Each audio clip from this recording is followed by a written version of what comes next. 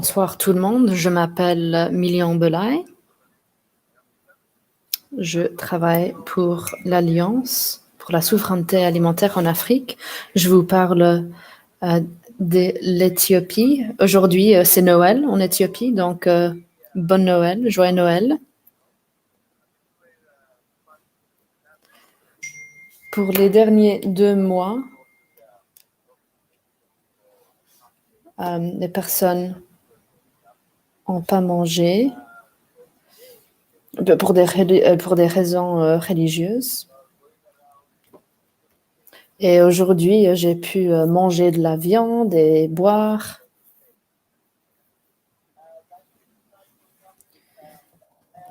Merci d'être venu. AFSA et en collaboration avec l'ORFC coordonne cet événement. Ceci est le premier événement de la semaine de la conférence ORFC. C'est l'événement le plus grand en Afrique. Nos membres travaillent dans 50 groupes et nous sommes une alliance très grande. On a des pêcheurs, des agriculteurs, des pastoralistes. On a aussi des réseaux des jeunes et des femmes, des organisations religieuses, des sociétés civiles. Donc, presque tout le monde est représenté. Et nous disons souvent que nous avons 250 millions de membres. Nous essayons de promouvoir l'agroécologie, nous menons des recherches, l'éducation publique, le plaidoyer basé sur les recherches.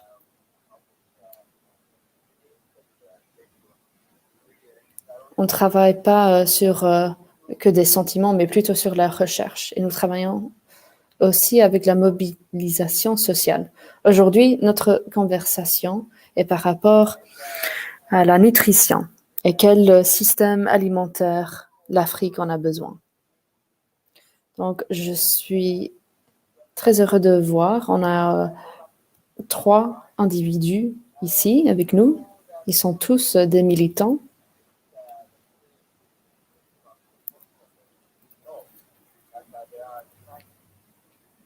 Il y a souvent des crises alimentaires, des crises environnementales, crises sanitaires, des crises culturelles. Il y a toutes les différentes sortes de crises.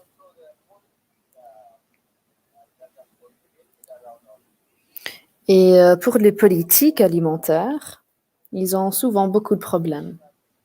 Ils ne sont pas démocratiques, donc ça veut dire que les personnes, les citoyens n'ont pas pu contribuer à ces politiques. Ils impliquent des acteurs externes. Il y a beaucoup d'innovations sur le terrain. Il y a beaucoup d'agriculteurs et pêcheurs qui sont impliqués dans le système alimentaire, mais qui sont pas, qu'on ne voit pas dans les politiques. Donc, on a commencé un réseau pour développer des politiques en collaboration avec la Commission de l'Union africaine. Il y aura un dialogue entre des différents pays sur ce sujet. Et il y aura aussi des dialogues à l'Union africaine. Aujourd'hui, on va très brièvement vous donner un petit goût du système alimentaire en Afrique. Gertrude vient du Zimbabwe. Elle est la coordinatrice pour la gestion alimentaire en Zimbabwe. Et pour les derniers 15 ans, elle a travaillé avec les organisations de la société civile pour sensibiliser le sujet. Elle est une entrepreneure sociale. Nous avons aussi Amadou Kanouté. Il est le directeur de Sécurité Afrique. Il vient du Sénégal. Il va nous parler du Ouest d'Afrique. Il travaille à l'Institut panafricain pour le développement, qui est basé à Dakar, Sénégal. L'organisation a 5 programmes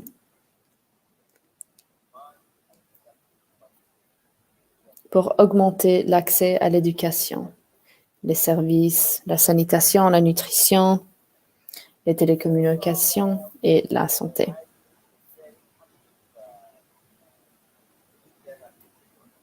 On a aussi une militante tunisienne.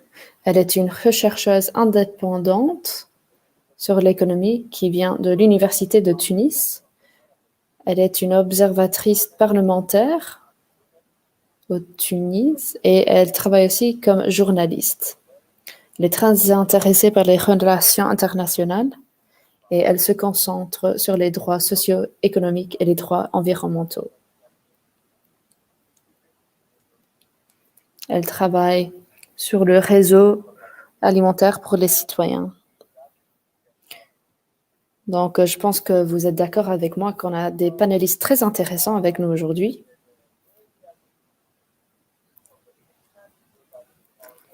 Nous n'avons pas de PowerPoint ou des présentations. Je vais simplement vous poser des questions. Et puis, si les participants ont des questions, les panélistes peuvent y répondre.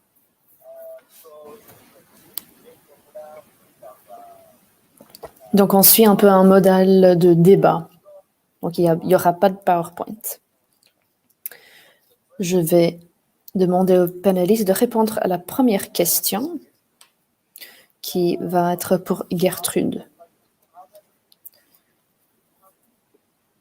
Comment est le système alimentaire dans votre pays et dans vos sous-régions au Zimbabwe? Gertrude travaille beaucoup en Afrique. Donc, Gertrude, à quoi paraît le système alimentaire dans votre pays? Merci, Milian. Je pense qu'au début de la conversation, c'est important de comprendre ce qu'on veut dire par système alimentaire. Pour moi, ça donnera une perspective plus holistique pour qu'ils puissent comprendre le système alimentaire en Zimbabwe et en Afrique. Pour moi, quand je regarde un système alimentaire, je regarde le rendement, le marketing, le transport, la consommation, la distribution, vraiment toutes les différentes parties de la chaîne d'approvisionnement.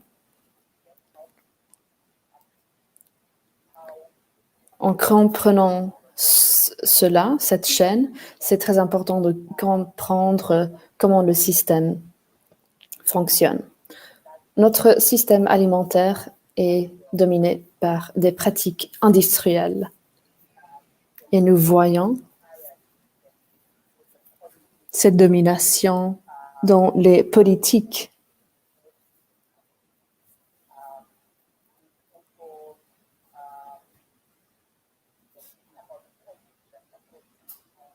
Les politiques soutiennent le système entier et c'est aussi l'infrastructure qui a été mise en œuvre pour le système alimentaire. Les décideurs politiques, les producteurs sont très fortement influencés par cette manière de penser industrielle. Beaucoup de personnes utilisent beaucoup de mécanisation, des semences hybrides.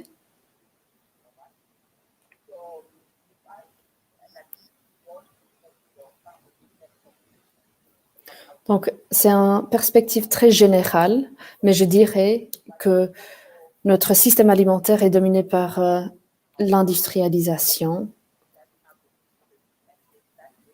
Mais il y a aussi des pratiques agroécologiques et qu'il y a cette reconnaissance que l'agroécologie est la manière de harmoniser ce système. Donc, je dirais que dans l'Afrique méridionale,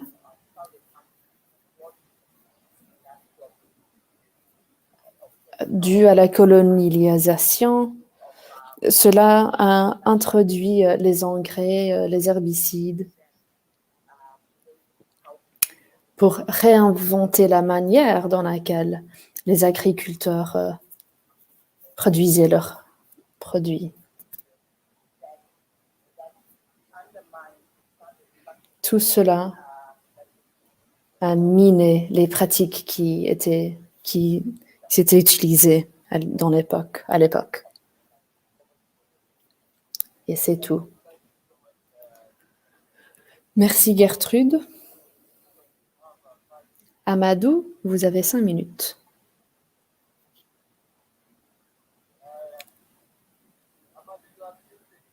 Amadou, on ne vous entend pas. Merci beaucoup, Million. Bonsoir tout le monde.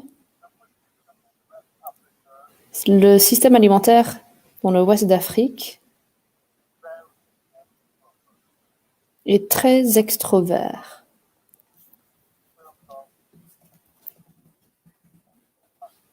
Nous dépendons beaucoup des importations. Quels sont ces produits? On parle de quels produits? Le riz. L'Afrique occidentale consomme 24 millions de tonnes de riz. Et de ces 24 millions de tonnes de riz, 60% sont importés. Les pâtes, le lait, le blé, tous des produits qu'on peut produire localement. Donc, il y a beaucoup de concurrence entre nous et les produits qui sont importés de l'Europe, des États-Unis, de l'Asie. Et ils sont, pour la plupart, très hautement subsidiés de leur propre pays, où ils reçoivent beaucoup de soutien, d'une manière ou d'autre. Donc, ça augmente la concurrence pour nos agriculteurs. Ça, c'est une caractéristique. Le deuxième caractéristique, c'est que les modèles de production sont dirigés vers les exportations.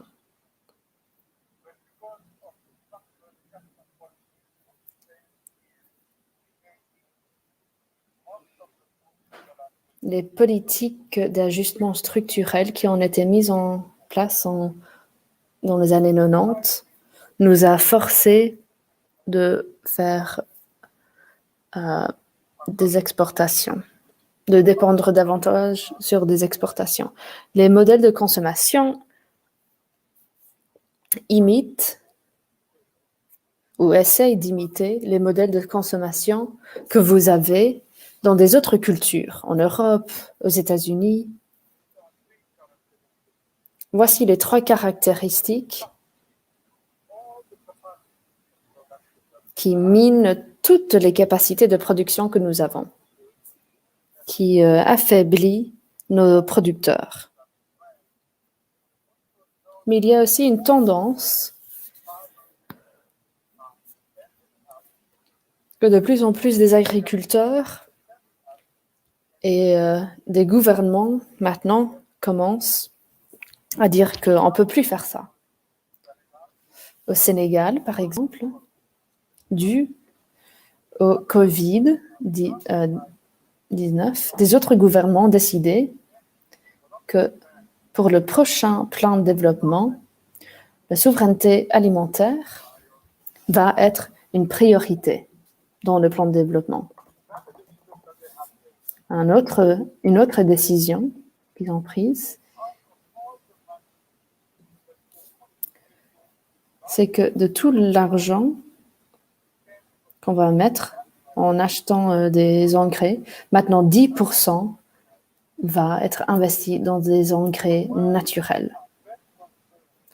Donc oui, on a beaucoup d'inquiétudes de nos modèles de production extrovertis. Il y a aussi des modèles de consommation extrovertis. Les consommateurs ne sont pas conscients de l'impact qu'ils ont sur les niveaux de pauvreté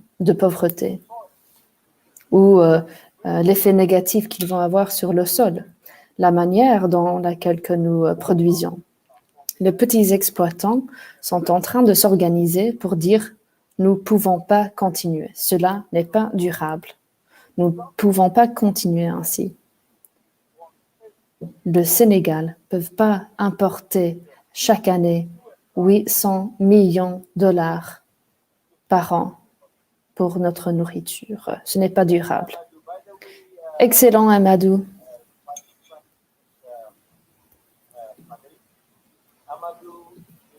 Pour les participants de notre panel, Amadou est en train de rentrer chez lui.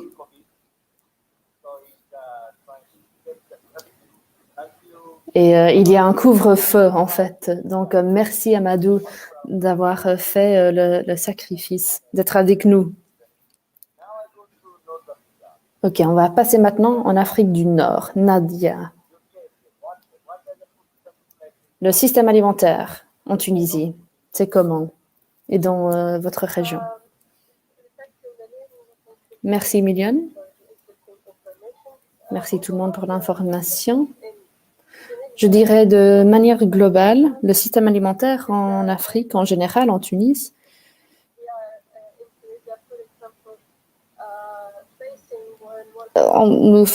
est très vulnérable. Nous sommes très vulnérables face au changement climatique. Il y a beaucoup de dégradation du sol dans quelques régions jusqu'à 70% et nous perdons 20 000 hectares de terres cultivables chaque année. Structurellement, nos systèmes alimentaires sont basés sur les petits exploitants. Mais, en dépit de ça, nous voyons que la plupart des politiques agricoles et des politiques gouvernementales encouragent l'investissement dans l'agriculture industrialisée au lieu de petite agriculture. Ils encouragent les cultures pour des exportations qu'ils utilisent pour soulager la crise économique en Tunisie, par exemple, qui date depuis 2010, après la révolution en Tunisie. Nos systèmes alimentaires et nos agriculteurs, plus en particulier, sont très vulnérables parce qu'ils sont au début de la chaîne de valeur, donc ils sont très impactés par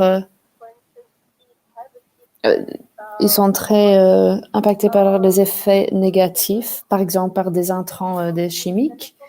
Il y a une haute utilisation des chimiques qui ont un effet négatif sur leur santé et la productivité de leurs terres. Le manque d'accès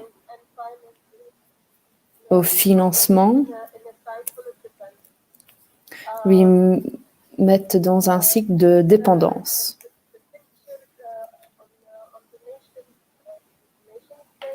Donc, voici l'aperçu de notre pays à un niveau national. Cela s'est accéléré pendant la pandémie. Dans la région de Agadir, il y a beaucoup d'accès étrangers aux terres. Il y a beaucoup d'investissements espagnols qui sera intensifier la production là. L'Afrique, le nord d'Afrique, est très connu pour sa dépendance de blé ou des importations de blé pour la consommation.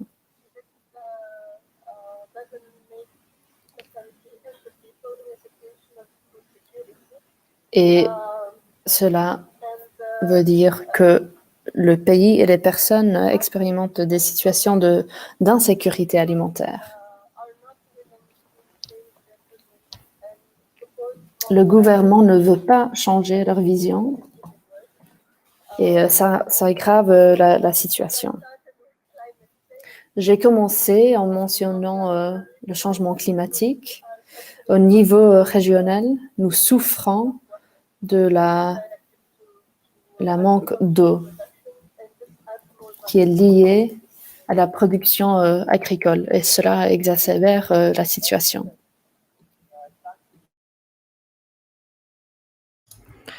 Alors, en 1 ou 2 minutes, parlez-nous du système alimentaire. Il y a un aspect de genre, il y a un aspect d'inégalité.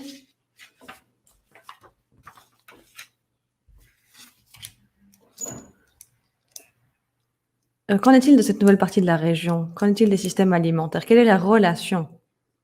En 1 ou 2 minutes, s'il vous plaît. Je vais vous parler de la culture traditionnelle, pas de la culture moderne.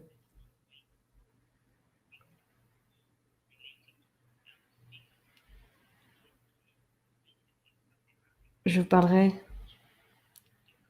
de la culture dans l'Afrique australe. La culture en Afrique australe est dérivée de nos ancêtres qui étaient en communion avec la terre. Nos ancêtres passaient du temps dans la nature. Dès lors, ils savaient comment entrer en interaction avec la terre, avec l'eau, avec les montagnes, avec les étoiles, avec le soleil et avec tout l'écosystème via lequel nous produisons notre alimentation. Les crises auxquelles nous faisons face aujourd'hui sont le résultat de cette déconnexion. Le système actuel est déconnecté des lois de la nature. C'est ça qui crée un désordre et un manque d'harmonie dans nos communautés. C'est cela qui intensifie les crises. C'est cela qui montre la fragilité de tout notre système en Afrique. Donc je dirais que la culture joue un rôle critique, joue un rôle essentiel. C'est celle qui permet aux gens de se reconnecter à la nature. C'est ça qui leur permet de vivre avec les lois de la nature.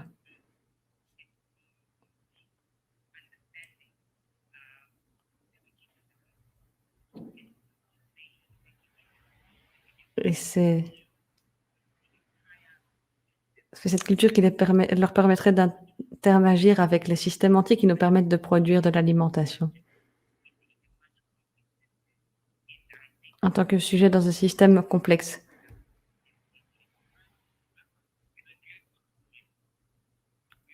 Gertrude, je crains qu'avec la nouvelle génération en Afrique, je crains qu'elle ne soit pas reliée à sa culture, qu'elle soit reliée à l'autre culture.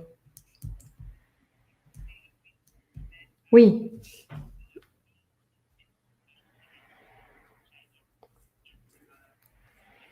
Parce qu'on leur a dit que la connexion à la nature et à leur culture était retardée. On leur a dit que ce qu'ils faisaient était inférieur. C'est ça. Pourtant, qui fait de nous des humains. Participer à ces systèmes complexes de soutien de la vie, la reconnaissance des cultures indigènes et des traditions fait partie de la solution pour redynamiser un système alimentaire sain, un système soutenu par les lois de la nature qui permettent à chacun de vivre en harmonie avec ses enfants, avec le sol, les arbres et avec l'écosystème dans son entièreté.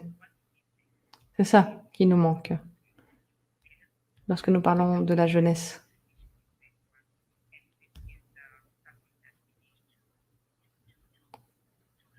C'est ce que nous devons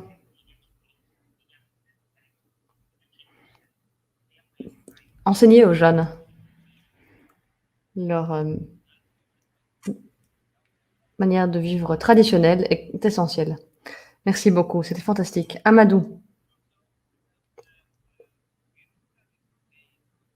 Amadou, Gertrude nous a expliqué quel était le rôle de la culture dans la transition vers un système durable.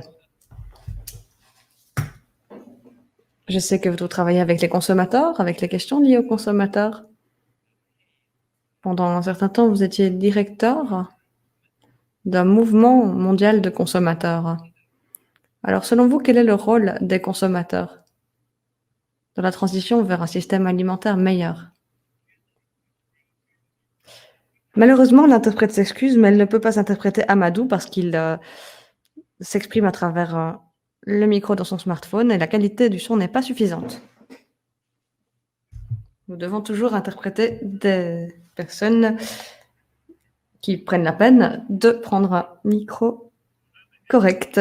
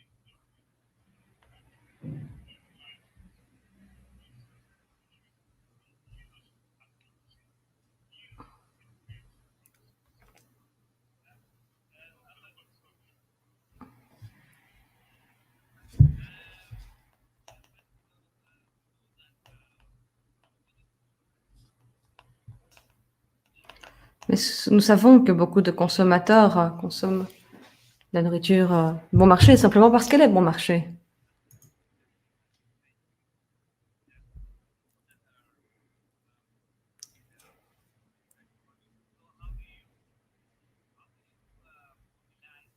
Comment mobiliser les agriculteurs à ce propos quand l'alimentation est un peu coûteuse? C'est la différence entre le mouvement des consommateurs en Afrique et celui dans les pays industrialisés. Ils font une distinction claire entre consommateurs et producteurs. Eh bien, en Afrique, nous parlons davantage des prosumateurs, à la fois producteurs et consommateurs. Comment nous assurer que les producteurs puissent obtenir un prix équitable de leur production, tout en nous assurant que les prix soient abordables? Les prix des biens produits de manière agroécologique, comment nous assurons qu'ils restent abordables pour les consommateurs? En particulier pour les consommateurs les plus démunis.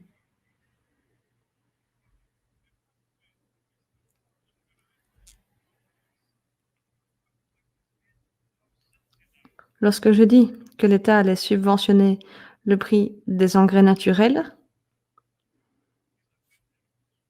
ça va désavantager les consommateurs.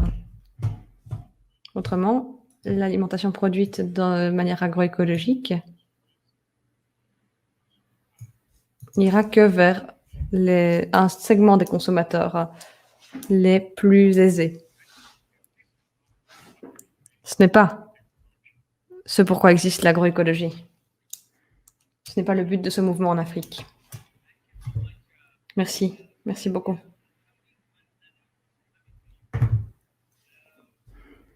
Merci Nada. Vous travaillez avec des mouvements sociaux, vous êtes activiste dans des mouvements sociaux. Pouvez-vous nous parler de l'importance de la culture dans la transition vers un meilleur système alimentaire? Pouvez-vous parler du rôle des consommateurs?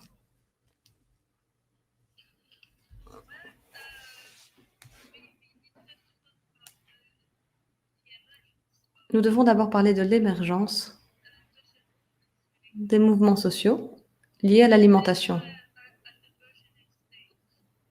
Nous sommes tout au début de ces mouvements sociaux qui ont l'alimentation au centre de leurs revendications. Mais pour le moment, et depuis quelques années,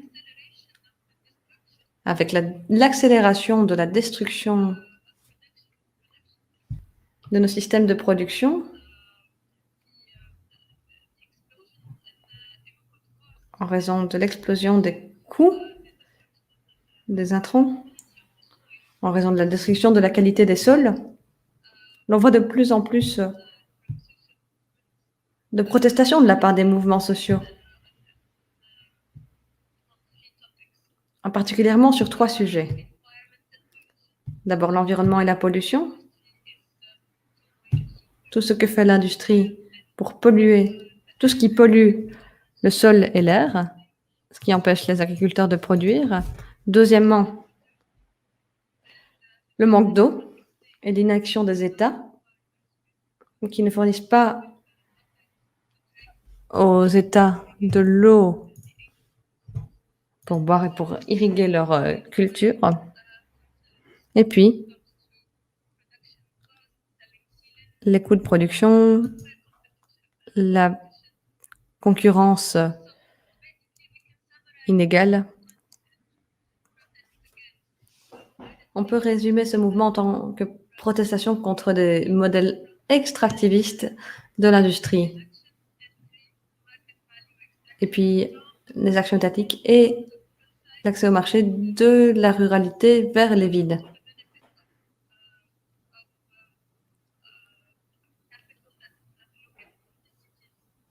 Pour les capitaux localisés dans les villes. Ce que ces mouvements peuvent ajouter, s'ils renforcent leur réseau et s'ils placent l'alimentation au centre,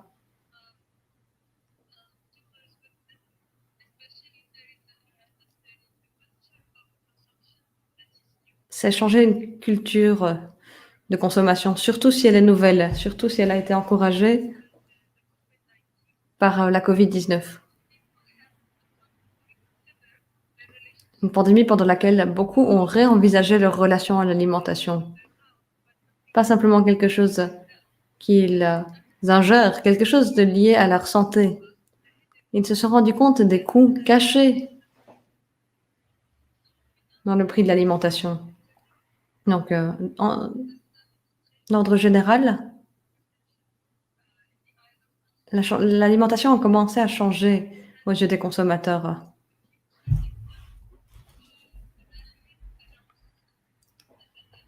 Ça nous permettra par la suite de nous réunir autour de l'alimentation en tant que concept multidimensionnel.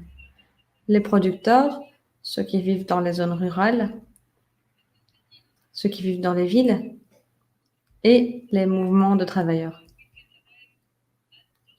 C'est là que nous pouvons arriver en tant que mouvements sociaux à faire avancer la cause de la souveraineté alimentaire. Merci beaucoup. Excellent commentaire, 3 excellents commentaires d'ailleurs. Je vais revenir vers les participants maintenant, pendant un instant, et écouter les questions pour lesquelles ils ont voté le plus. La première question était posée à Amadou. Amadou, je suis ravie. Vous n'êtes plus dans votre voiture, vous êtes rentré au bureau. Oui, je suis rentrée. Une question pour Amadou. Est-ce que la souveraineté alimentaire au Sénégal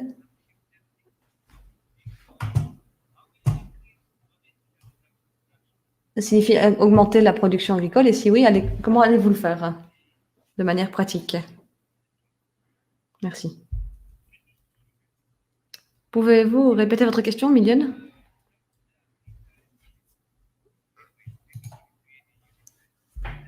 Est-ce que la souveraineté alimentaire au Sénégal signifie une autosuffisance plus grande? Si c'est le cas, comment allez-vous augmenter la production agricole nationale d'un point de vue pratique? Quelles sont les semences sur lesquelles vous vous concentrez et quel est votre calendrier? Merci. D'accord. Le gouvernement a décidé de travailler pour la souveraineté alimentaire dans notre source d'alimentation principale qui est le riz. L'objectif était d'atteindre l'autosuffisance en riz d'ici à 2014. Et cet objectif n'a pas été atteint. Ce qui s'est passé,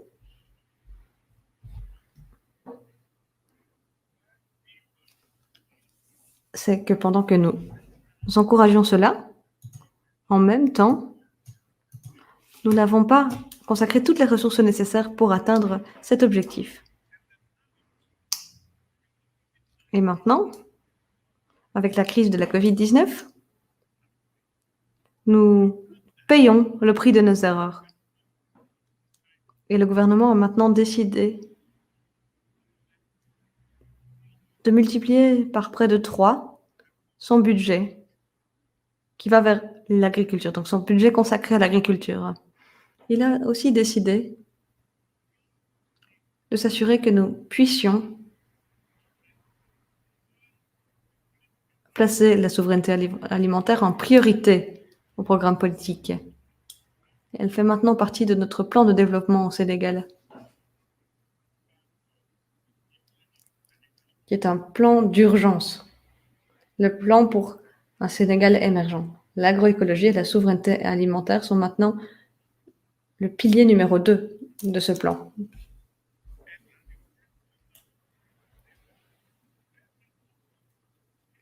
C'est incroyable parce qu'ils étaient très ouverts aux contributions de la société civile. Donc nous avons créé notre plateforme d'organisation de la société civile, des organismes régionaux. Et nous avons créé un document donné au gouvernement en lui disant « Voici notre contribution à votre plan pour la souveraineté alimentaire ». Le fait que les agriculteurs, les petits agriculteurs s'organisent entre eux et qu'ils soient sur le front pour encourager l'agroécologie, pour s'assurer qu'ils contrôlent la politique agraire, qu'ils contrôlent l'eau. Comment s'assurer d'avoir le contrôle de l'eau pour la production? Tous ces faits contribuent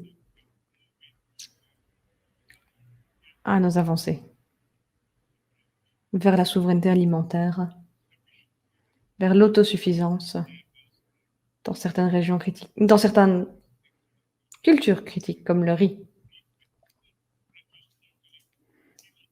le millet, le sorgho, etc., qui sont déplacés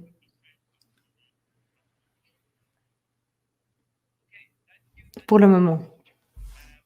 Merci beaucoup. Vous avez répondu à d'autres questions en même temps, je vois. Il y avait d'autres questions. Est-ce que... Mais vous y avez déjà répondu.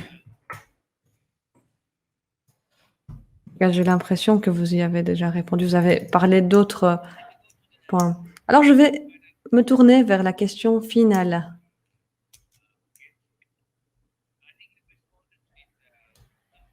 Vous y avez répondu en quelque sorte, mais j'aimerais que vous ajoutiez une petite perspective à ce propos.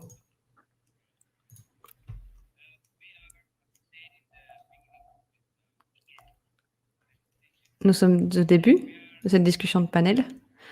Nous sommes en crise. C'est ce que vous avez dit au début. Vous avez dit qu'il s'agissait d'une crise gouvernementale, une crise sanitaire, une crise des droits de l'homme, etc. Alors, comment quitter cette crise? Comment sortir de cette crise? En quelques points. Comment?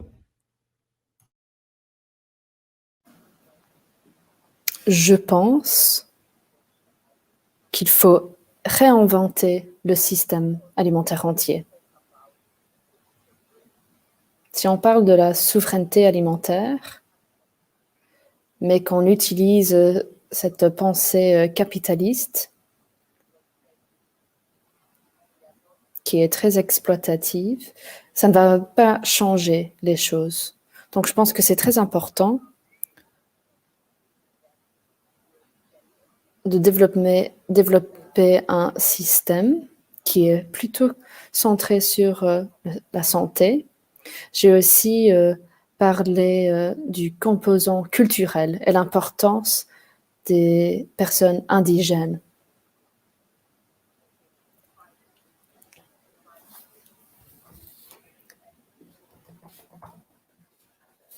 Il faut trouver des moyens de nous joindre aux gardiens de la vie. Donc, je pense que c'est très important de comprendre la souveraineté alimentaire avec une perspective qui est plutôt centrée sur la santé au lieu des êtres humains. Parce que si on se concentre trop sur les humains, nous ne changeons rien. On remplace juste le système ancien avec la même chose, mais un peu avec un nouveau système, sans vraiment changer la donne. Il faut vivre en harmonie avec la nature et reconnaître la vie du sol qui est sacrée.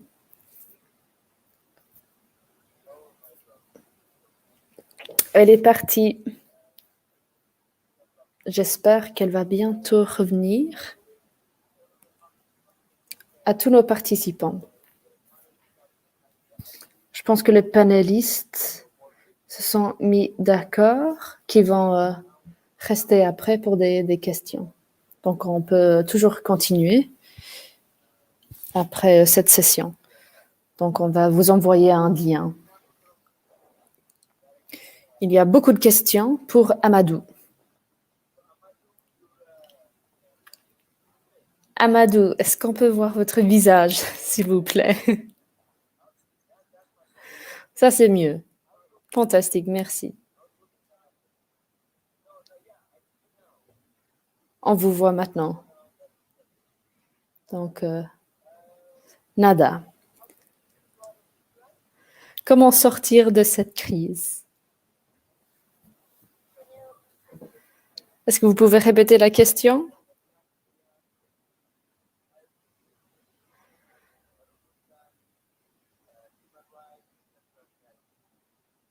On est dans une crise culturelle à cause de la crise alimentaire, enfin à cause du système alimentaire.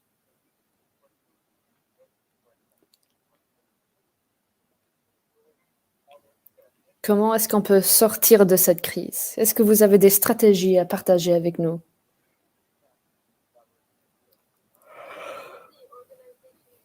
Oui, certainement les organisations comme laquelle Amadou fait partie. Il faut faire des partenariats avec des agriculteurs. On ne peut pas sortir de cette crise sans des partenariats avec les consommateurs et les agriculteurs. Nous expérimentons tous la même crise. Donc, si les deux côtés sont reconnaissants des efforts qu'il faut faire, on peut avoir des prix plus justes pour les agriculteurs.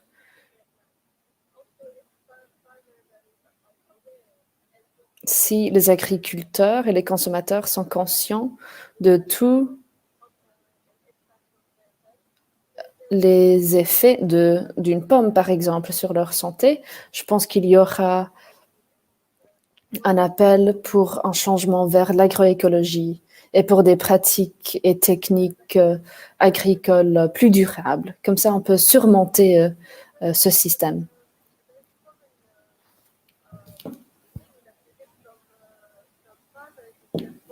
Souvent, on entend de la part des agriculteurs ou des agriculteurs tunisiens ce qui l'empêche de migrer vers des de transférer vers une utilisation plus basse en utilisation des chimiques, c'est que les consommateurs n'utilisent pas des petits légumes et fruits.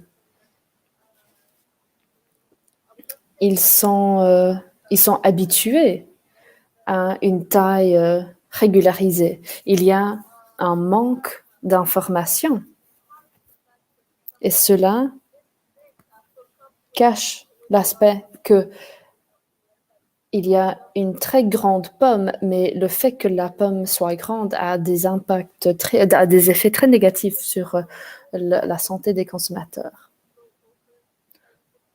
Donc, on doit vraiment surmonter tous ces défis pour nous transformer vers l'agroécologie. Merci beaucoup. Amadou, il y a beaucoup de questions pour vous.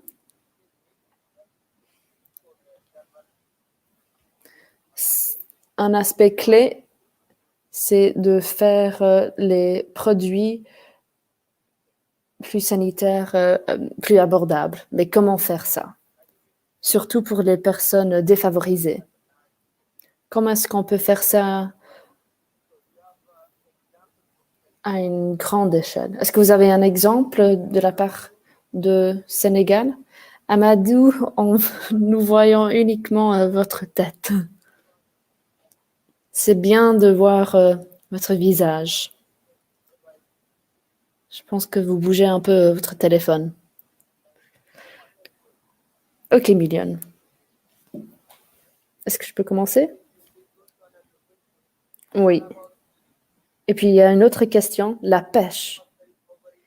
Il y a 4 usines qui vont ouvrir en Bangladesh. Est-ce que le gouvernement a un plan de souveraineté alimentaire? Ça, c'est une question de quelqu'un qui connaît très bien le Sénégal, j'ai l'impression.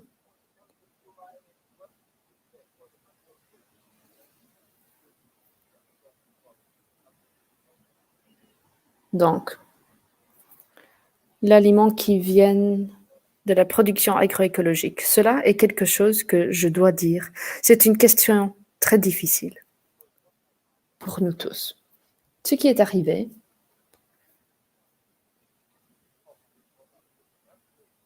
c'est que la plupart de la production qui était subsidiée était pour des aliments qui allaient être exportés ou pour la consommation à grande échelle. Et maintenant, nous disons qu'il faut s'assurer d'avoir de la nourriture qui est produite dans une manière durable, mais qui est aussi accessible en termes géographiques, mais aussi en termes financiers pour les consommateurs. Donc, les gouvernements peuvent nous soutenir avec des subsides, même de juste 10%. Ça, c'est le début. Ça, c'est un premier petit pas. Nous allons continuer à encourager les subsides pour être transférés de la production industrielle ou la production pour les exportations ou l'exportation des biens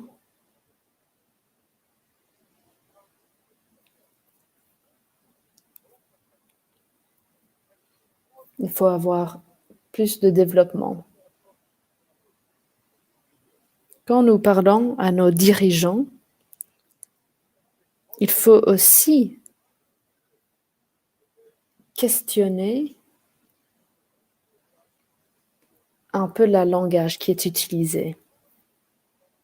On ne peut pas dépendre uniquement des personnes qui disent si vous faites l'agroécologie, nous n'allons pas vous soutenir. Si vous utilisez l'agroécologie, on ne va pas vous soutenir.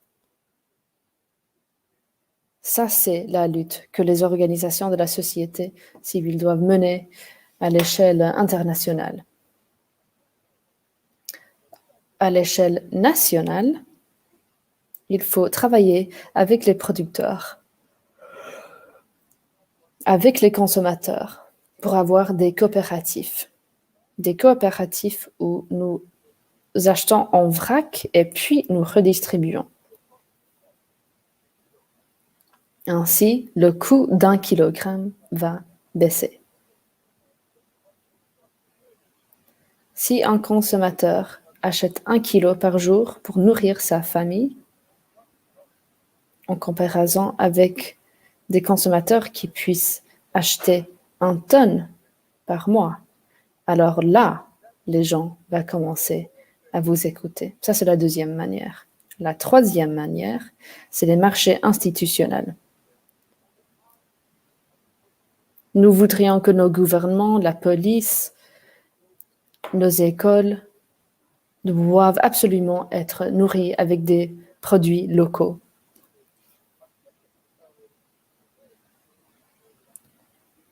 Donc, c'est pour ça que nous menons des campagnes de sensibilisation pour que les consommateurs puissent comprendre la valeur de consommer des produits indigènes. Ça, c'est la première question. La deuxième, c'est pour la pêche. On n'a pas beaucoup de temps qui nous reste, Amadou, désolé. Nous ne sommes pas contents avec l'accord de commerce entre le Sénégal et l'Europe pour le traité de la pêche. Nous ne sommes pas contents parce que ce n'est pas le moment.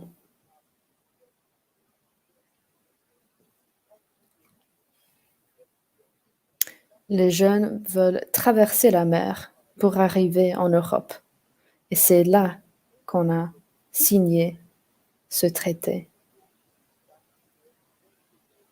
C'était la jeunesse qui dépendait de la pêche dans la mer. Et nous sommes ici. Et ce traité vend nos ressources à l'Europe. Il faut vraiment changer ça. Les pêcheurs l'ont déjà dit. Les organisations de la société civile l'ont déjà dit. Et je pense que le gouvernement s'est rendu compte qu'ils ont fait une erreur. Et cela doit être corrigé. Merci, Amadou. La dernière question, je ne sais pas si vous pouvez répondre dans une petite minute.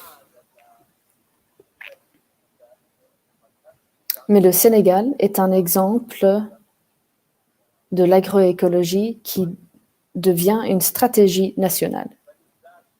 Mais est-ce que cela se traduit dans des autres pays africains, dans l'Ouest par exemple? Je sais qu'il y a de la recherche qui est menée dans 10 pays africains pour voir comment l'agroécologie puisse être mis dans un plan national. Mais c'est quoi l'avenir de l'agroécologie dans l'ouest de l'Afrique, surtout avec, par rapport au gouvernement? Billion, c'était une question pour moi? C'était quoi la question? Agroécologie comme stratégie est utilisée au Sénégal.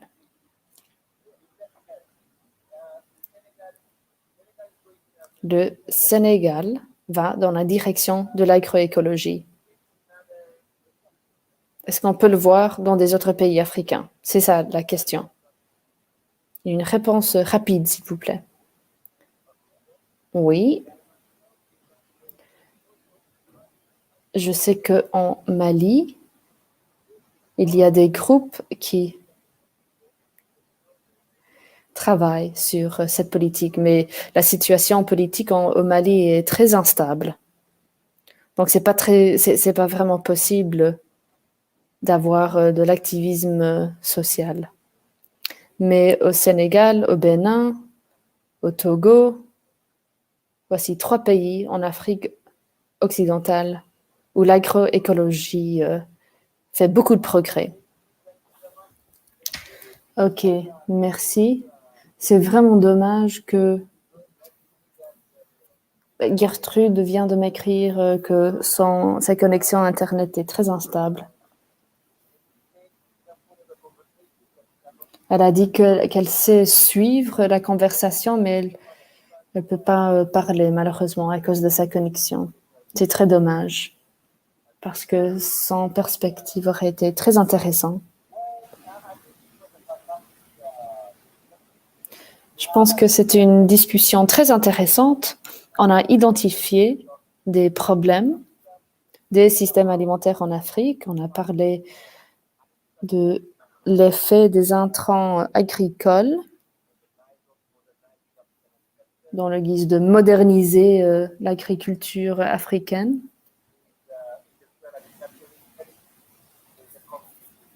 Il y a de la concurrence entre des agriculteurs africains. Il y a maintenant un lien Zoom.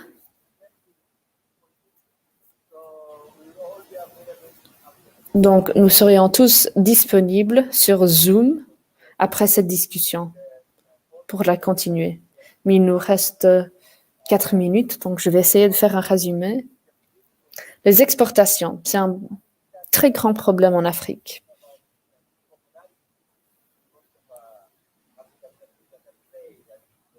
Ça, c'est un point en commun pour la plupart des pays africains. C'est le même dans l'Est, dans l'Afrique orientale.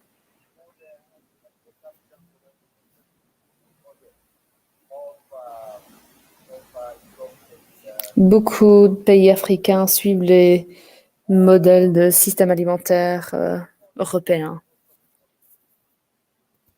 Il y a aussi des coûts très élevés.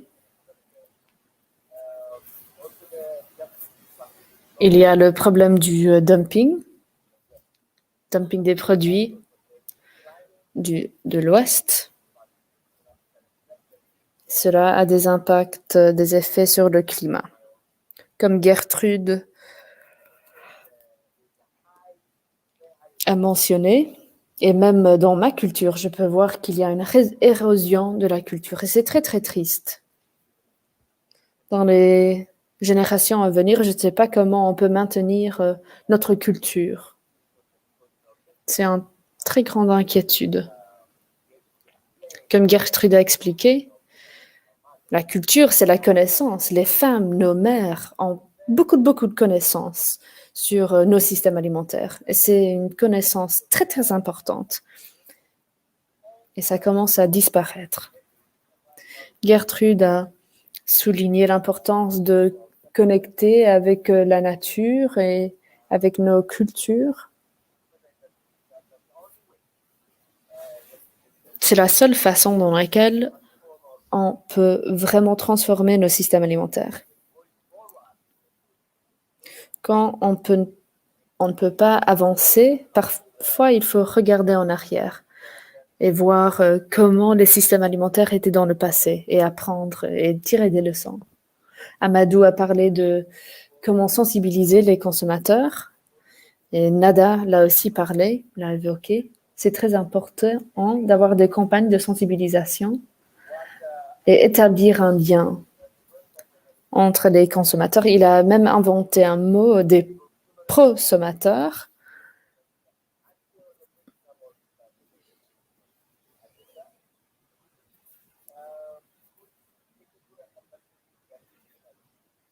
Et puis, l'alimentation dans sa dimension polyvalente. Collaboration entre consommateurs et producteurs. Travaillant avec des coopératives. Je vous remercie tous. Je vous encourage à nous suivre pour la deuxième session sur Zoom. Cliquez sur le lien. Je sais qu'il y avait une question pour Afsa. Est-ce qu'on a besoin de soutien de nos collègues européens? Nous disons toujours qu'il faut avoir un lien avec l'Europe parce que c'est très important pour nous. Oui, bien sûr, nous voulons travailler avec vous. Merci à vous tous. Merci aux participants et aux panélistes pour vos excellentes contributions. Merci, Amadou, d'avoir fait partie de cette discussion de votre voiture et de chez vous. Merci à tous. Cliquez sur le lien. Merci.